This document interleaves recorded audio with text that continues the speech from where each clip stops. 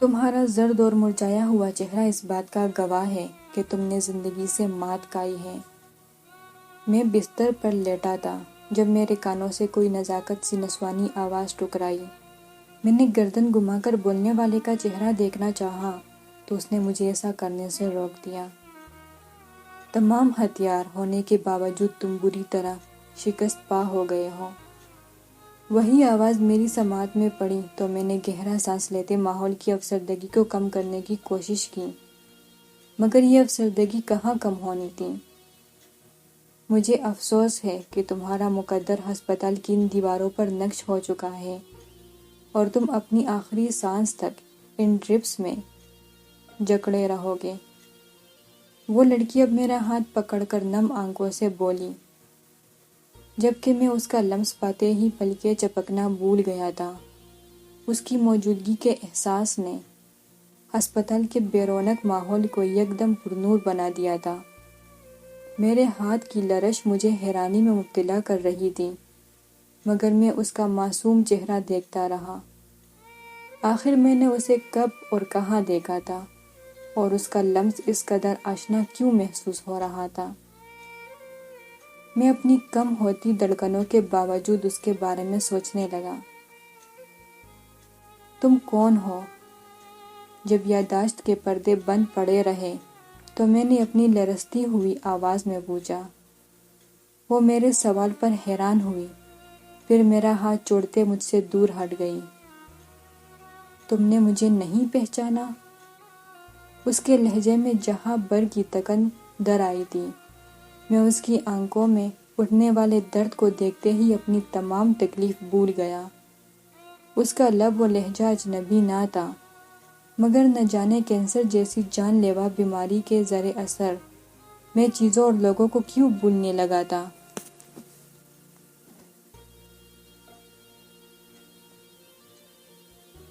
شاید کچھ جسمانی بیماریاں ذہن کو بھی مفلوج کر دیتی ہیں، اور میں ذہنی اور جسمانی طور پر مفلوج شخص بھلا کسی کو کیسے پہچان سکتا تھا؟ کیا تم نے واقعی مجھے نہیں پہچانا؟ مجھے گمسم دیکھ کر وہ اپنے لہجے میں ڈیر و آس لیے ایک بار پھر میرے پاس بیٹھ گئی۔ میں نے اپنی اکڑتی سانسوں کو نظر انداز کرتے اس کی روتی صورت دیکھی جو مجھے مزید تکلیف میں مبتلا کر رہی تھی۔ میں وہ ہوں جسے تم نے برسوں اپنی کہانیوں کا مرکزی کردار بنا کر رکھا ہے۔ میں وہ ہوں جس کے بغیر تمہاری ہر کہانی نامکمل ہوتی تھی۔ دنیا کا وہ واحد کردار جسے تم نے محبت کی نرم اور ملائم مٹی سے گوندا ہے، جس کی آنکھوں میں خواب سجا کر ہمیشہ اپنے نام کے ساتھ اس کا نام لکھا ہے۔ وہ بھیگے لہجے میں بولتی مجھے بے چین کر رہی تھی۔ اس کی لڑکھڑاتی آواز میرے وجود پر ایسا بوجھ ڈال رہی تھی جس سے میری روح بھی لرزنے لگی۔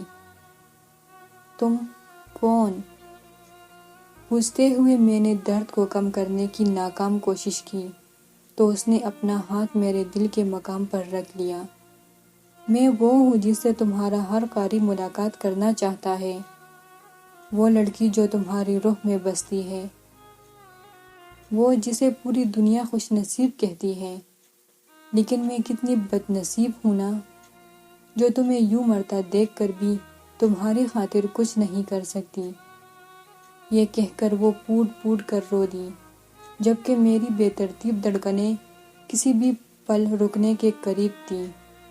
بیماری اور کمزوری کی آخری حد پر پہنچا میرا نیم مردہ وجود کسی بھی پل روح کو آزاد کرنے والا تھا۔ ہاں، میں تکلیف میں تھا، شدید تکلیف میں۔ مگر یہ تکلیف کینسر کی وجہ سے نہیں تھی، بلکہ یہ تکلیف تو اس کو نہ پہچاننے کی غلطی پر ہو رہی تھی جو میری کل کائنات تھی۔ میری بگڑتی حالت دیکھ کر اس نے کچھ کہنے کے لیے لب کھولے، مگر میں نے اپنی نم آنکھوں سے اسے خاموش رہنے کا اشارہ کیا۔ نورالعین، اس کا نام لیتے مجھے لگا میں بیماری میں جان کنی کے لمحات سے پہلے ہی اس فانی دنیا سے رخصت ہو گیا ہوں۔ معلوم نہیں پھر کیا ہوا، مگر میری روح جسم سے نکلنے کے لیے کافی بے چین تھی اور میری دلخراش چیخیں سن کر ڈاکٹرز میری طرف لپکے تھے، لیکن وہ کسی کو دکھائی نہیں دے رہی تھی۔ بس میرے دل پر ہاتھ رکھ کے بلک بلک کر روتی رہی۔ ہاں، میرے کانوں میں پڑنے والی آخری آواز اس کی سسکیوں کی تھی، جن کے درمیان وہ کئی بار میرا نام پکار رہی تھی۔ ڈاکٹرز مجھے بچانے کی کوشش میں مگن تھے، مگر وہ ٹھیک کہتی تھی کہ میں نے زندگی سے مات کھا لی ہے۔ محبت کے تمام ہتھیار تیار ہونے کے باوجود میں اپنی سانسوں سے جنگ نہ لڑ سکا اور میری پلکوں کا بوجھ ہمیشہ کے لیے ہلکا ہو گیا۔ میں نے اسے پکارنے کی بہت کوشش کی، مگر میری زندگی ختم ہو چکی تھی۔ ہاں، یہ آخری ملاقات تھی میری اپنے لیے سب سے خوبصورت کردار کے ساتھ، اور میں اپنے اس کردار کو ہمیشہ کے لیے امر کر کے دنیا سے رخصت ہوا تھا۔ ہاں، میں نے اپنی وراثت میں مال و زر کے بجائے کردار چھوڑے تھے۔ کیا دنیا مجھے اس کوتاہی کے لیے معاف کر دے گی؟ مزید ویڈیوز دیکھنے کے لیے ہمارا چینل سبسکرائب کریں۔